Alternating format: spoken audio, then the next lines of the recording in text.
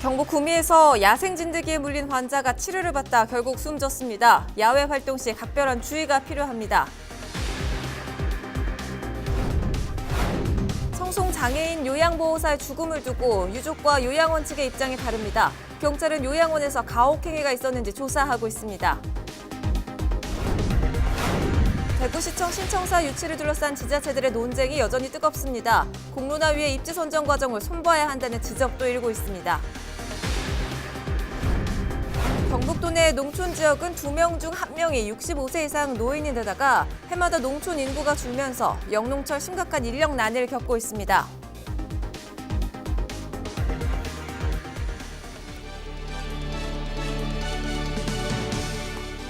여러분 안녕하십니까? 헬로티비 주말 뉴스입니다.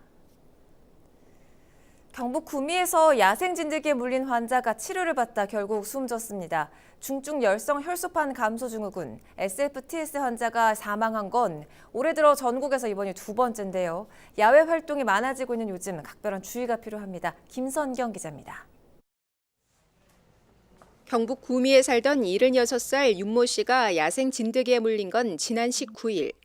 텃밭 작업을 한 뒤 발열과 피로감을 호소하며 경북대병원에서 치료를 받다 28일 결국 숨졌습니다.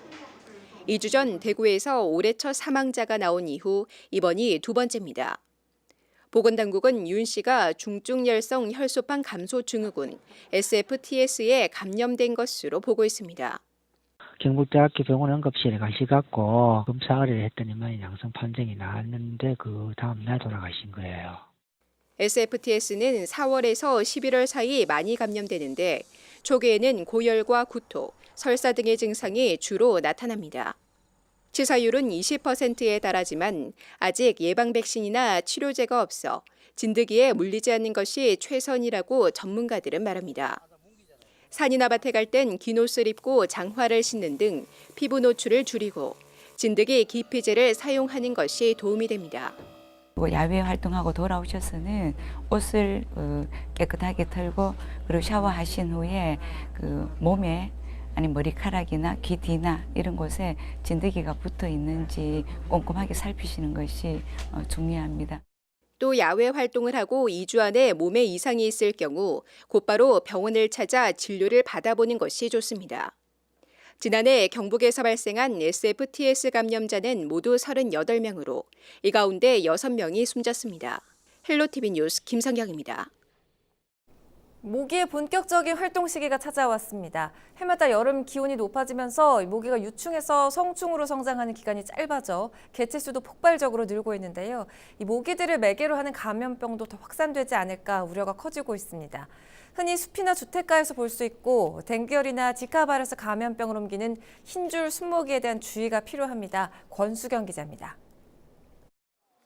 도심공원에 모기 유인 트랩을 설치합니다. 흰줄 순모기의 분포 실태를 파악하기 위해서입니다. 지난해 대구 도시공원 7개 지점에서 조사한 결과 모든 지점에서 흰줄 순모기가 채집됐습니다. 겨울엔 알로 지내고 봄쯤 알에서 깨어나 5월부터 늦가을까지 성충모기로 활동합니다. 흰줄 순모기는 댕기열이나 지카바이러스 감염증 등을 옮기는 모기로 가슴과 다리 마디에 흰색 줄무늬가 있는 것이 특징입니다.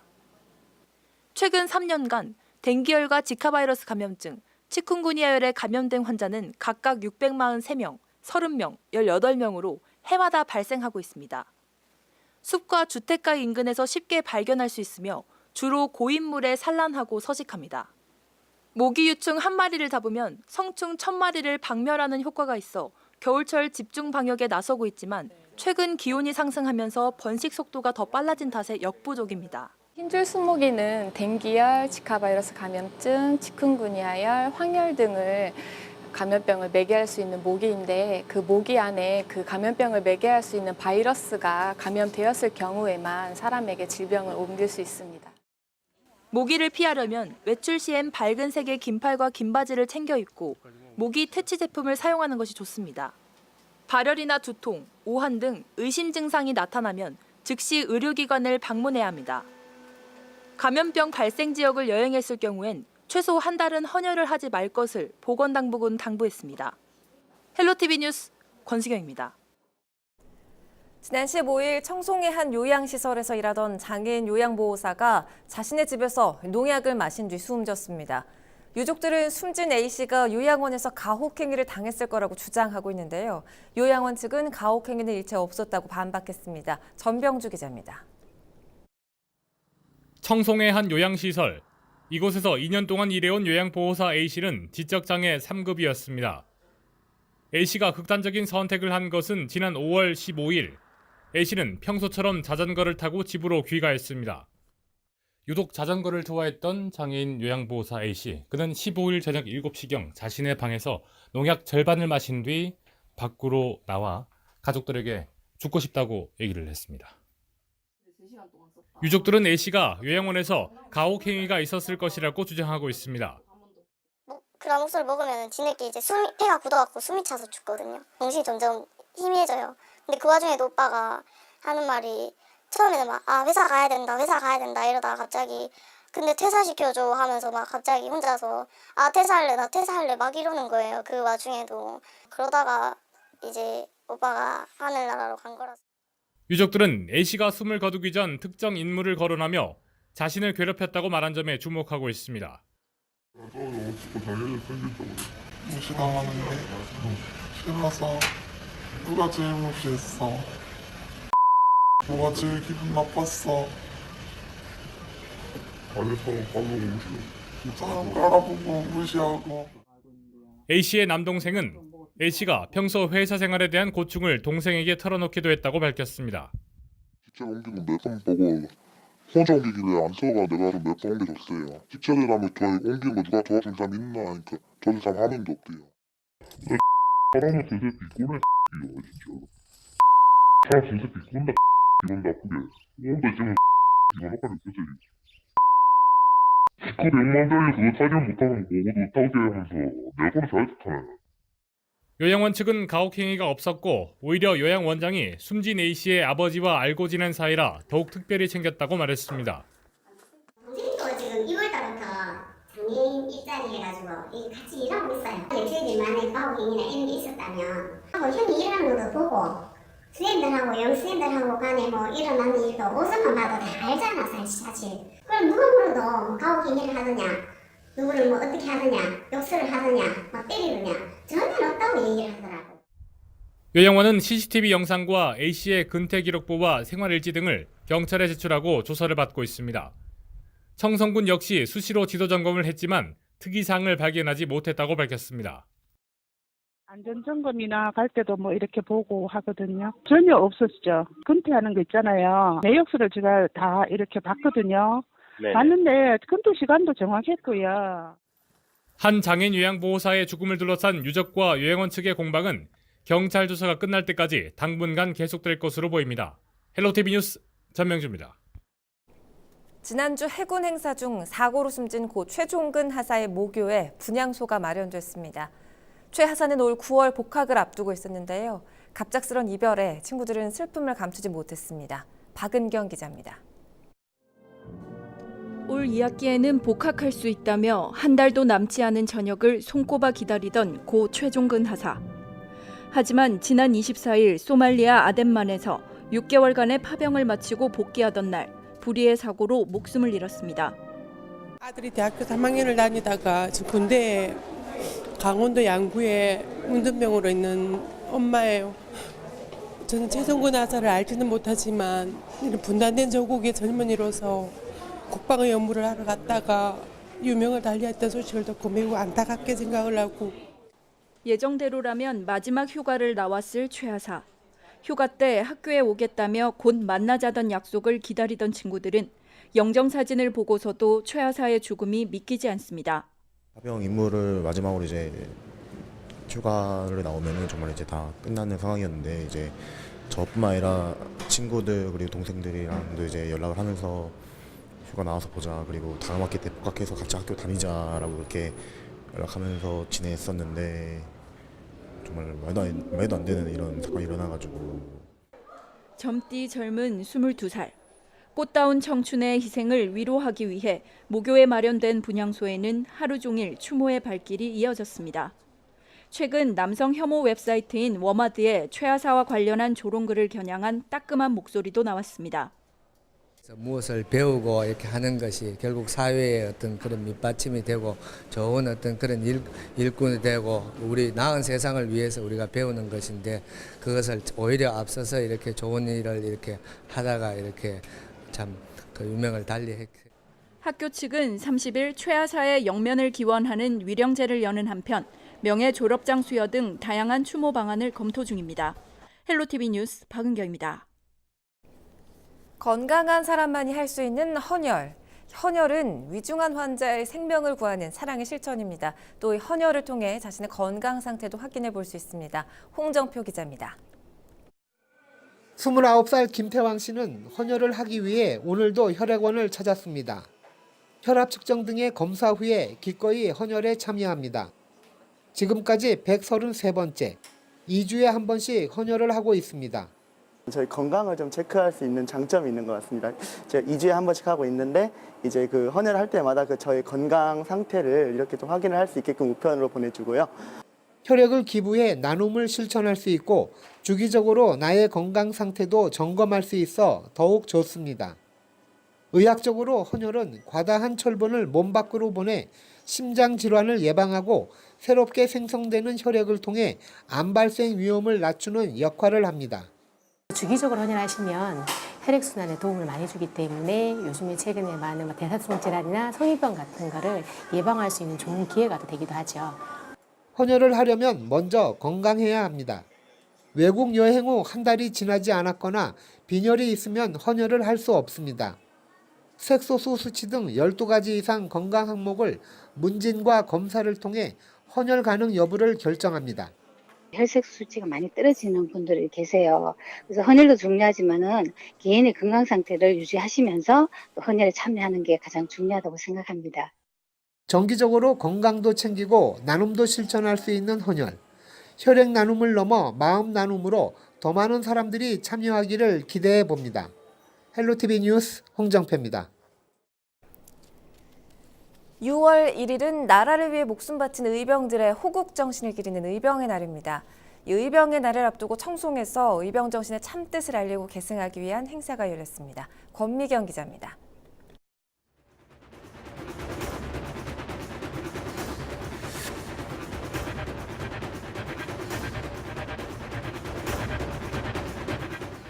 우리나라는 반만년 역사 동안 900번 넘게 침략을 당했습니다. 그때마다 나라를 지키고 민족의 혼을 드높인 건 의롭고 용기 있는 민중들이었습니다. 임진왜란과 병자호란, 을미사변에 이르기까지 나라를 위해 목숨을 아끼지 않고 싸우는 숭고한 의병 정신은 일제시대에는 독립운동, 광복 후에는 민주화운동으로 이어졌습니다. 6월 1일 의병의 날을 앞두고 청송에서 의병들의 애국정신을 기리기 위한 의병의 날 기념식이 열렸습니다. 지역민들이 스스로 나라를 구하고 또 지역을 구하기 위한 의병 성역하였습니다. 우리 후손들이 우리 위대한 정신과 의병 정신을 본받아서 국가의 애국 정신을 한층 더 고층화되도록 만들겠습니다. 청송은 예부터 의병의 성지로 꼽힙니다. 구한말 거센 의병투쟁이 일었던 곳이자 전국에서 의병유공자를 가장 많이 배출한 지역이기도 합니다. 또 청송 항일의병 기념공원에는 전국의 의병선열 위패가 봉헌돼 있습니다. 의병으로 2,647명이 훈장을 받았는데 경상북도가 490명으로 전국에 제일 많습니다. 그리고 전국 시군으로는 청송군이 95명으로서 나보다 나라를 먼저 생각한 의병정신. 이들의 의로운 뜻과 희생정신은 오늘날 우리에게 큰 교훈을 전하고 있습니다. 헬로티비 뉴스 권미경입니다. 최근 영주에서 멧돼지 포획 트랩에 5마리가 한꺼번에 잡혀 이슈가 됐었죠.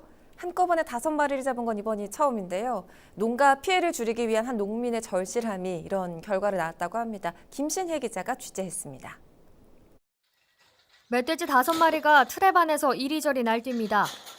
빠져나갈 구멍을 찾아보지만 속수무책입니다.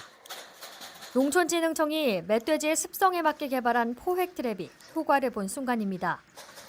처음에는 먹이 길들이기 할 때는 이렇게 열어놓은 상태에서 계속 이 먹이를 먹을 수 있도록 이렇게 열어두고 나중에 이제 때가 됐다고 하면 이제 먹이 길들이기가 다 됐다고 하면은 이 문을 이렇게 닫아놔요.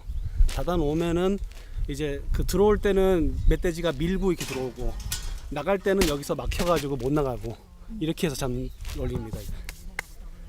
포획 트랩은 한꺼번에 여러 마리를 잡을 수 있어 멧돼지를 잡는 새로운 방법으로 관심을 모으고 있습니다. 지금까지 35개가 넘는 시군에 트랩이 공급됐는데 한꺼번에 5마리가 잡힌 것은 전국에서 영주시가 처음입니다.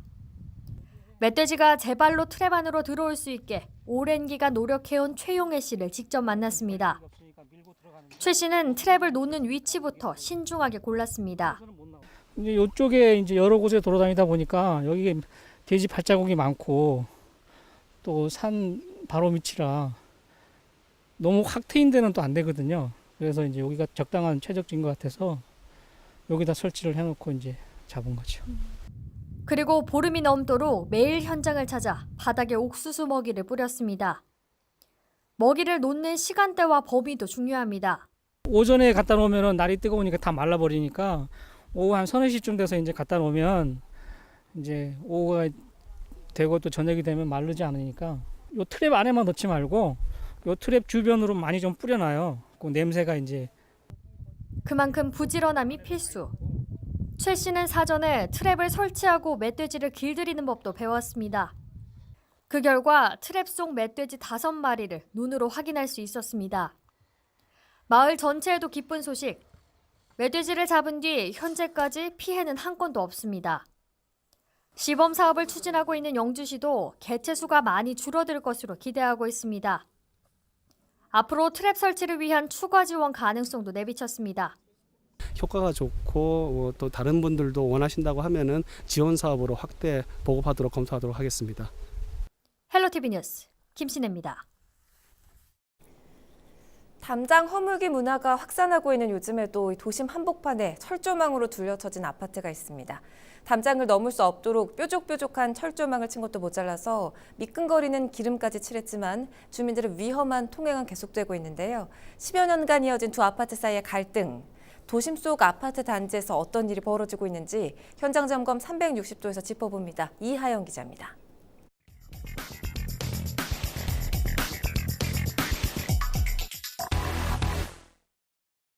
경산시 옥산동의 한 아파트 단지입니다.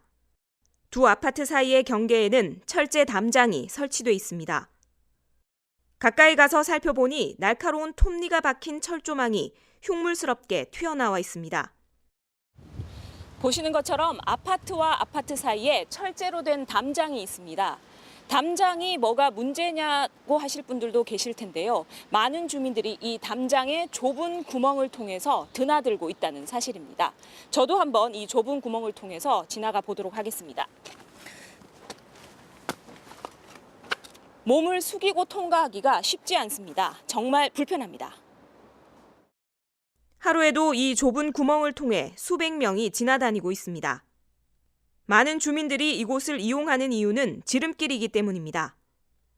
아파트 주변의 구조를 보면 A아파트 정문 앞에는 초등학교가 있고 경산역으로 가는 길이 가깝습니다. B아파트 후문 앞에는 우체국과 목욕탕, 병원 등 편의시설이 많습니다. 이곳 아파트에서 우체국까지 정문을 이용했을 때 걸리는 시간은 얼마인지 직접 재보겠습니다.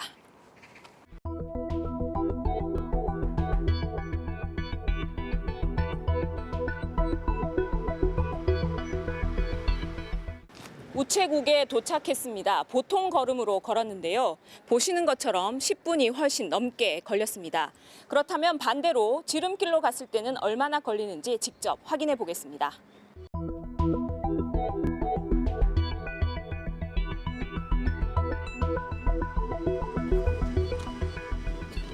처음의 자리로 다시 돌아왔습니다. 보시는 것처럼 3분 정도밖에 걸리지 않았는데요. 훨씬 가까운 것을 알 수 있습니다. 두 아파트 단지 주민들 모두 빨리 가기 위해 위험한 통행을 계속할 수밖에 없습니다. 그런데도 철조망을 걷어내지 못하는 이유는 무엇일까? 철제 경계 담장의 소유주인 A아파트의 입장을 들어봤습니다. 관리소 측은 주민들이 합의해서 결정하면 행정적으로 지원해 줄 수 있을 뿐 어떤 권한도 없다고 밝혔습니다. 저쪽 주민과 저쪽 주민이 있잖아요. 뭔가 합의만 되면 뭐 하면 되죠. 문서로서 뭐 합의되는 게 있노? 말로 합의했는 건 있잖아요. 안 되잖아요. 문서로 합의가 돼야 될 거 아닙니까? 주민들만 합의하면 절차에 따라 철거가 가능하지만 지금으로서는 어떤 것도 결정된 것이 없다는 겁니다. 대부분의 주민들은 철조망 철거를 희망했습니다. 없으면 좋겠어요, 나는. 나는 이거 보기도 안 좋고 전체 또 펜스를 예쁘게 해놓으면 또 그냥 하면 또 막 얼굴가 무슨 이북에 뭐 38선 철조망도 아니고 이건 아닌 거 아닙니까? 철조망이 뭐전 감옥소도 아니고 일반 아파트에 평화를 위해서도 서로 담장이 없으면은 서로 경계가 없으면은 허물이 없고 사이 좋은 형제 같고. 여기 저도 이쪽을 필요한 거고 우리도 저쪽으로 가는 거고 그러니까 굳이 이거 철조망 쳐가지고 이렇게 할 이유가 없잖아요. 맞습니다. 허문다는 의견이 많았어요. 왜냐면 요새 담장 허물게 하는데 여기를 다 허물고 차라리 꽃을 심자. 그럼 좋겠네요. 잘 안 됐습니다. 철조망 철거를 요구하는 많은 주민들의 호소에도 달라진 것은 없었습니다. B아파트 관리소 측은 철제 담장이 자신들의 소유가 아니라는 이유로 주민들의 불편을 외면했습니다. 나는 모르잖아요. 모르는데 그걸 대답을 내가 겪은 일을 아야 얘기할 거 아닙니까? 국민들이 와가지고 내한테 불편한 적이 그동안 없었어요. 1년 전만 해도 한쪽에 쪽문이 있었지만 B아파트의 주민이 사람들이 오가는 통로가 시끄럽다며 경산시에 민원을 넣었습니다. A아파트는 B아파트 쪽에서 부탁을 해도 모자랄 판에 오히려 신고를 했다며 아예 쪽문을 막아버렸습니다. 철조망을 더욱 촘촘하게 치고 담장은 넘지 못하도록 미끈거리는 공업용 기름까지 덧발랐습니다. 두 아파트 간 갈등의 골은 더욱 깊어졌습니다. 하지만 최근 일부 주민들이 갈등 해소를 위해 적극 나서면서 문제 해결을 위한 공감대가 형성되고 있습니다. 여러 번 만났어요. 밥도 먹고 뭐 하면서 협의해가지고 떠는 걸로 해가 그래가지고 조만간 이번 달 내로 아마 뜰지 싶습니다. 학생들도 뭐 뛰다니지 말고 조심하게 차 다니고 하기 때문에 조심하게 좀 다니라 하고 그래 하면 뭐 서로가 편리하게 다닐 수 있고 안 좋겠습니까? 그렇게 생각합니다. 철조망만 없으면 담장 주변은 소공원과 다름없습니다. 소나무와 플라타너스, 단풍나무 등 다양한 수종들이 시원한 나무 그늘을 제공해 주민들은 휴식 공간으로 이용할 수 있습니다. 많은 분들이 소통하는 부분에 대해서 또 좋은 의견을 또 주신 점에 대해서 감사드리고 나여야만 된다는 생각보다 또 나와 너와 함께 아우르는 그런 공동 어떤 제 의식을 가져주신 점에 대해서 감사드리면서 앞으로도 그러한 어떤 배려심과 또 이웃을 생각하는 그런 마음들로 인해서 만나면 반갑게 인사하고 지내는 그런 공간으로 거듭났으면 하는 바람이 듭니다. 조만간 개통될 쪽문, 굳게 닫힌 마음의 빗장을 풀고 이웃 사촌의 정을 나누는 소통의 문이 되길 기대합니다. 헬로티비 뉴스 이하영입니다.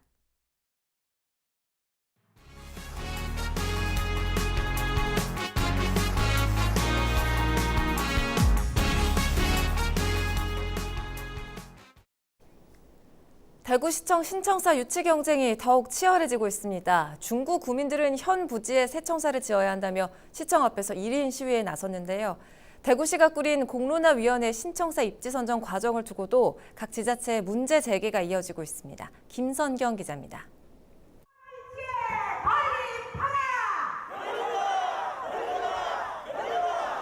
대구시 신청사를 현 부지에 지을 것을 주장하는 중구 구민들이 시청 앞에 모였습니다. 100년 역사의 시청이 사라지면 일대 상권이 무너지는 것은 물론 도심 공동화 현상도 더욱 심해질 거란 설명입니다. 중구 주민자치위원들은 앞으로 매일 시청 앞에서 1인 시위를 이어가며 신청사 건립 과정을 투명하게 공개할 것을 촉구하기로 했습니다. 중구민의 생존이 달려 있습니다. 대구시청 현 청사가 정말 넓고 협소하면은 신청사 건립이 필요하다면 현위치 건립 타당성부터 먼저 검토하고. 대구시의 신청사 건립 공론화 과정을 손봐야 한다는 지적도 나오고 있습니다. 공론화위의 결정에 따르겠다는 북구를 제외한 중구와 달서구, 달성군 단체장들은 28일 한자리에 모여 입지 선정 과정의 문제점을 논의할 예정입니다. 특히 시민평가단이 너무 늦게 꾸려지고 공론화위가 정한 유치경쟁 감점 기준이 지나치게 높다는 주장 등이 제기될 것으로 보입니다. 공론화위는 오는 7월 시민 원탁회의를 열어 여론을 수렴하는 한편 자칫 과열 경쟁으로 번지지 않도록 단속을 강화할 방침입니다. 입지를 선정하는 과제가 하나 있고요. 하나는 이제 어떤 신청사를 만들 것인가 하는 것이 또 하나의 과제입니다. 규제 조치는 합리적 공론을 위한 것이고 시민들의 합리적 판단을 위한 조건을 마련하기 위함이기 때문에 올 연말 250명의 시민대표를 선발해 신청사 최종 입지를 선정하겠다는 대구시. 대구 새청사 유치를 위한 지자체들의 치열한 공방은 당분간 계속될 전망입니다. 헬로티비 뉴스 김성경입니다. 봄 농사가 한창인 시기지만 올해도 영농 현장은 일손 부족으로 활기를 잃어가고 있습니다. 때문에 공무원과 군 장병들이 해마다 농촌 일손 돕기에 힘을 보태고 있는데 민간의 참여는 여전히 적습니다. 윤경보 기자가 보도합니다. 포항 기북면의 한 사과밭. 이맘때 가장 중요한 열매 속기 작업이 한창입니다. 작업에 투입된 사람들은 모두 포항시 공무원들. 일손이 급하다는 소식에 북구청 한 부서의 모든 직원이 소매를 걷어붙였습니다. 적과 작업은 사람의 손이 많이 필요한 작업인데 여기 농촌에 고령화가 되다 보니까 일손이 부족해서 저희가 도우러 나왔습니다. 일손이 부족한 어르신 농가에 대해서 도와드림을 해서 일손 부족에 대한 경비 절감이라든지. 또 다른 사과밭에서는 해병대 장병들이 구슬땀을 흘리고 있습니다. 해병대는 2주 동안 포항 15개 읍면동에 만여 명의 병력을 투입해 대민 지원 활동을 펼치고 있습니다. 해병의 고향인 포항의 어려움에 발벗고 나서는 이웃으로서 그리고 국민의 해병대로서 정성으로 도움을 주게 되어 뿌듯함을 느낍니다. 이처럼 공무원과 군장병이 분투하고 있지만 농업 현장의 인력 수급은 갈수록 어려워지고 있는 형편입니다. 민간 차원의 지원이 예년 같지 않기 때문인데 시청 등의 일손 돕기 창구가 마련돼 있고 일자리와 연계한 농촌 인력 지원센터까지 가동 중이지만 공급은 수요를 따라가지 못합니다.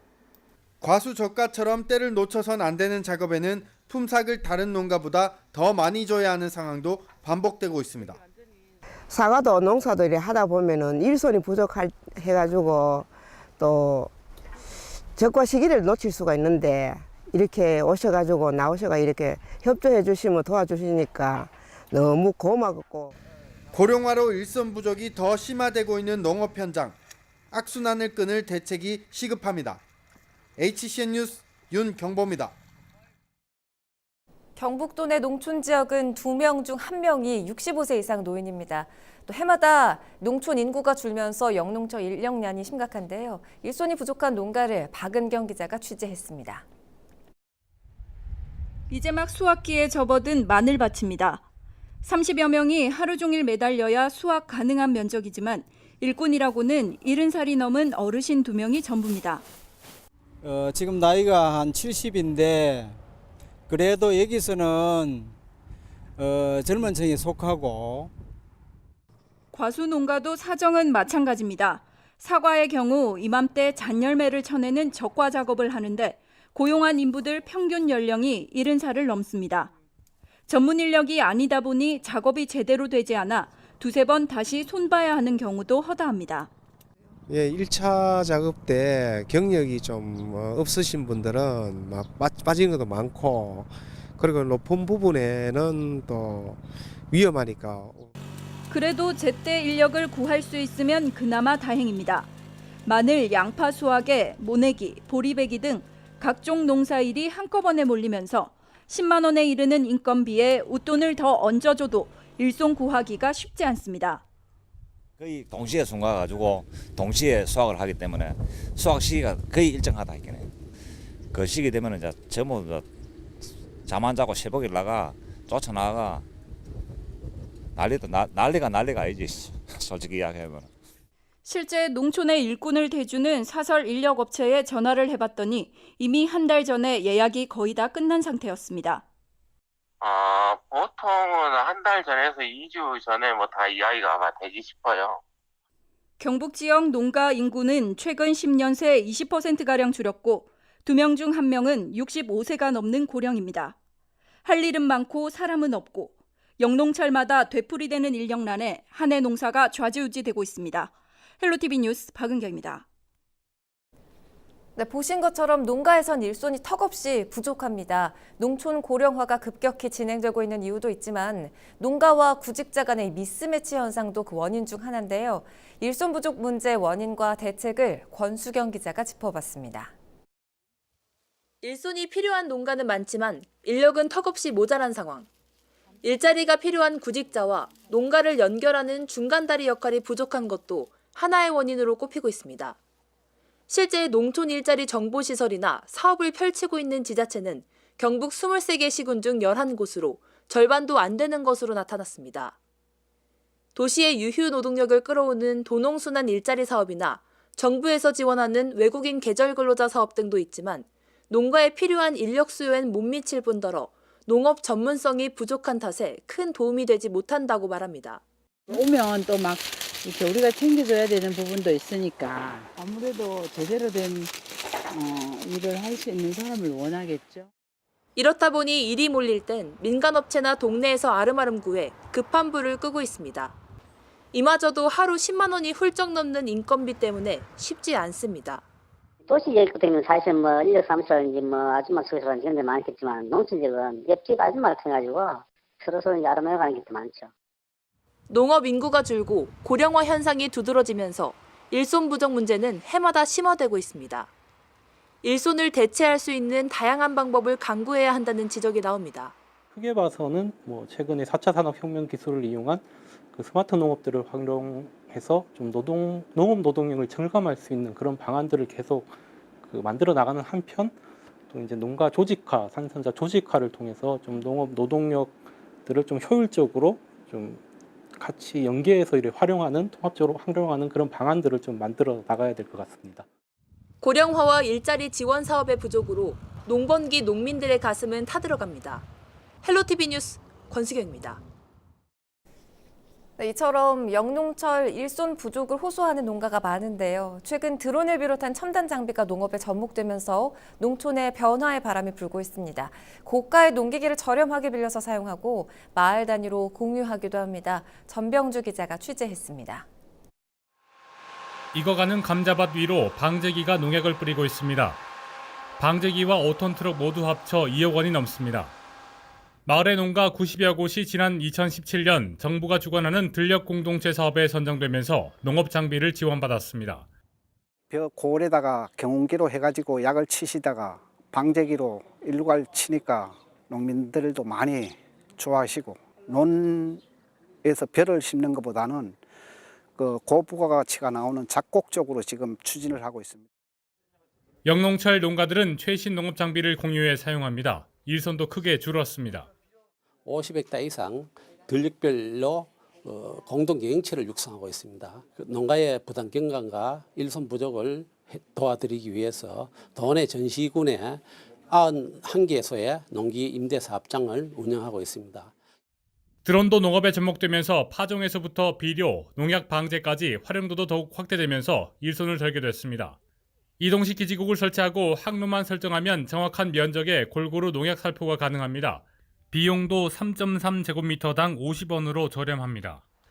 지자체에서 농기계를 임대해주는 곳 역시 농업의 첨단화에 발맞춰 나가고 있습니다.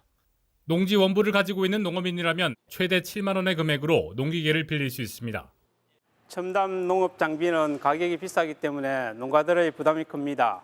때문에 저희 농기계 임대 사업장에서는 드론 방제기나 무인 이항기와 같은 첨단 장비도 임대가 가능할 것으로 보입니다. 고가의 첨단 농업 장비에도 공유경제 개념이 더해지면서 농가의 부담은 덜고 일손 부족 문제를 해결하는 데 도움을 주고 있습니다. 헬로티비 뉴스 전명주입니다. 이처럼 영농의 첨단 장비가 도입되면서 농가 풍경이 달라지곤 있지만 그래도 아직 사람 손이 필요한 곳이 많습니다. 기자가 직접 사과 농장에 찾아 부족한 일손을 보탰습니다. 체험 리포트 홍정표 기자입니다.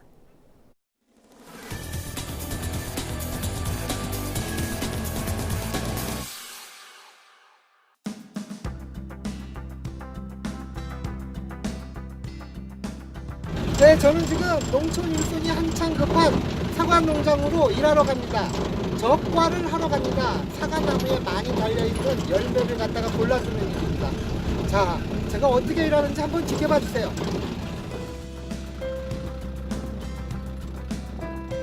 제가 찾은 곳은 경북의 명산 청량산을 마주하는 봉화군 명호면. 해발 500m 고지의 사과 재배 농가입니다. 43,000제곱미터. 만 평이 넘는 사과 농가에는 베트남인 4명과 농장 주인 부부가 바쁘게 일하고 있습니다. 이 맛있는 빨간 사과, 이 사과가 어떻게 생산되는지 여러분들 잘 모르시죠? 이 맛있는 빨간 사과를 만들기 위해서는 이 가위가 필요합니다. 이 가위가 필요한데 지금 일손이 모자랍니다. 그래서 제가 이 맛있는 빨간 사과를 만들기 위해서 가위를 들고 일손을 도우러 왔습니다. 여러분 지금부터 한번 보세요.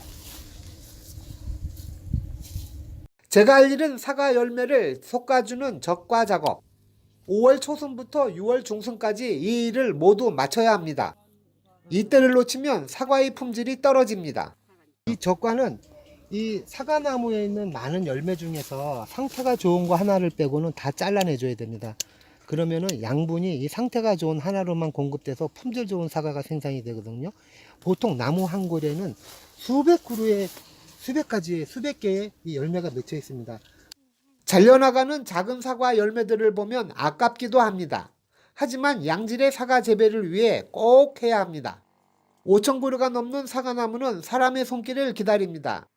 저보다 경험 많은 베트남 농부들에게 한 수 배우지만 말이 잘 안 통해서 영.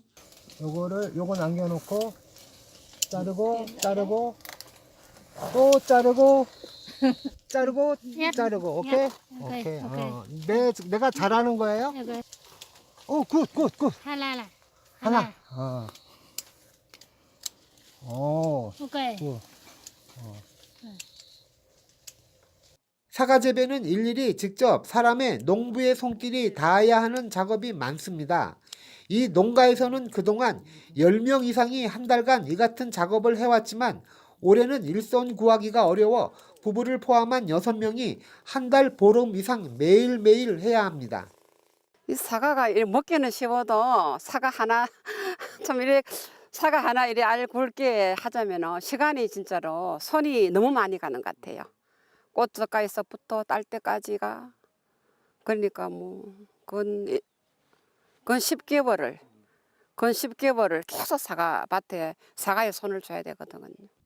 산골짜기 오지마을 사과 농가는 정말 일손 구하기가 하늘의 별 따기입니다. 다행히 숨통이 트인 것은 군청에서 시행한 계절제 외국인 근로자. 농업 경험이 있는 베트남에서 온 근로자 4명이 석 달 동안 농가에서 숙박을 하며 부족한 일손을 돕고 있습니다. Chúng em đi làm cũng bình thường và công việc cũng bình thường và đi làm cũng rất là vui ạ. Rẻ hơn Việt Nam so với Việt Nam thời gian ngắn. Còn bên này là thời gian dài. Bên Hàn Quốc là thời gian dài hơn ạ. Các chị đi làm ở bên này thì thấy công việc cũng bình thường và cũng vui. Bên nãy người ta chưa ghi âm. 농장주는 사과 적과 작업 중에도 주문 사과를 보내는 일로 분주합니다. 좋은 창고에서 사과를 꺼내 일일이 포장해 다시 10km 떨어진 우체국으로 가서 택배로 보냅니다. 한낮에 해가 넘어가는 늦은 오후입니다. 이른 아침부터 일을 했지만 한 일보다 해야 할 일이 더 많습니다. 6월 초순까지 적과 작업을 마쳐야 합니다. 실제 지원 사업 같은 경우에는 또 그게 제대로 안 이루어지거든요. 사과는 다른 농산물하고 또 달라요. 그 다른 거는 거의 다 뭐 기계화 많이 되고 이런데 사과는 기계화가 별로 안 되거든요. 거의 없어요. 산속 깊은 곳의 사과나무들은 누군가의 정성스러운 손길을 기다리고 있습니다. 지금 농촌에서는 여러분들의 작은 일손 하나가 아주 큰 힘이 되고 있습니다. 여러분들의 작은 일손이 우리 농촌을 살리고 우리 사과밭을 살립니다. 지금까지 봉화군 사과밭에서 체험 리포터 홍정표였습니다. 대구 수성구 대공원역 주변엔 오래전부터 화훼단지가 자리를 잡고 있는데요. 이 연호 화훼단지가 법조타운 개발에 밀려 사라질 위기에 놓였습니다. 상인들은 대체 부지 마련을 요구하고 있지만 쉽지 않아 보입니다. 권미경 기자입니다. 달구발대로와 범안로가 만나는 대구 수성구 연호 이천동 일대. 2030년 이곳에 법원과 검찰청이 옮겨옵니다. 주변엔 3,000세대가 넘는 공공주택이 들어설 예정입니다. 하지만 개발에 밀려 오갈 데 없는 처지가 된 이들도 있습니다. 인근 연호 화훼단지 상인들 이야기입니다. 20년 넘게 한자리를 지켜왔지만 법조타운에 자리를 내어주고 뿔뿔이 흩어지게 된 상황. 상인들은 꽃가게 30곳이 함께 옮겨갈 만한 대체 부지를 조성해달라고 대구시에 요구하고 있습니다. 개발 소식에 주변 땅값이 크게 올라 보상을 받아도 옮겨갈 만한 터를 구하기 어렵기 때문입니다. 땅 몇 평이라도 얻을 수 있는 입장이 못 돼요. 너무 비싸고 또 그리고 땅 지주들께서 또 이 하우스를 내주려고 하시지도 않아요. 지금 어디 들어갈 자리도 없고 그러니까 이 업을 그만두라는 이야기입니다. 하지만 대구시는 선례가 없다며 검토조차 보류하고 있습니다. 아직 구체적인 보상 계획도 나오지 않은 단계에서 이렇다 할 대책을 세우기 어렵다는 겁니다. 화훼단지로 해가지고 대체부지 했는 거는 이 사례가 없고 어떤 근거가 없거든요. 그래가 별도로 대책은 없습니다. 개발에 밀려 사라질 위기에 놓인 연호 화훼단지. 상인들은 화훼단지를 지키기 위해 1만 명 서명운동에 나설 계획입니다. 헬로티비 뉴스 권미경입니다. 경상북도가 관광사업 지원을 위해 23개 시군과 함께 10년간 경상북도 관광진흥기금 1,000억 원을 조성합니다. 경북관광진흥기금은 관광산업의 경쟁력을 확보하고 지속가능한 발전을 도모하기 위해 예산과는 별도로 조성 중입니다. 올해는 도와 대구은행과의 관광진흥기금 업무협약 체결을 시작으로 융자사업에 50억 원, 보조사업에 30억 원의 사업비를 지원합니다. 지원 대상은 융자사업과 보조사업으로 구분됩니다. 이육사 시인이 노래했던 고향, 안동의 청포도가 와인으로 재탄생합니다. 안동시는 이육사 청포도 와인을 자체 생산하기 위해 지난 28일 이육사의 고향인 도사면에 양조장을 열었습니다. 개소식에는 이육사 선생의 유일한 효력인 이육비 여사도 참석해 의미를 더했습니다. 안동시는 국내외 와인 시상식 출품을 지원하는 등 이육사 청포도 와인을 널리 알린다는 계획입니다. 청송군이 올해 개최되는 제15회 청송사과축제 일정을 하루 더 늘려 진행합니다. 오는 10월 30일 5일간 청송읍 용전천에서 진행될 사과축제는 산소카페 청송군 황금사과의 유혹이란 주제로 열리게 됩니다. 지난해 축제평가 용역 보고서에 의하면 축제장을 읍소재지로 옮김으로 매출 효과가 70억 원에 이를 정도로 성공적이었고 청송문화재 행사와 연계해 축제 기간을 하루 더 연장하면 약 100억 원의 경제 유발 효과가 나타나 청송군 경제 활성화로 이어질 것으로 보고 있습니다. 영주시가 하절기를 맞아 소수서원과 유교 종합박물관인 소수박물관, 선비촌의 관람 시간을 6월 1일부터 변경한다고 밝혔습니다. 6월부터 8월까지 입장 시간은 오전 9시부터 오후 6시까지이며 관람 시간은 오전 9시부터 오후 7시까지 운영됩니다. 하절기 낮 시간대가 길어짐에 따라 관람객들의 늘어난 활동 시간을 맞춘 것으로 영주시는 계절별로 소수서원 등의 관람 시간을 탄력적으로 운영하고 있습니다.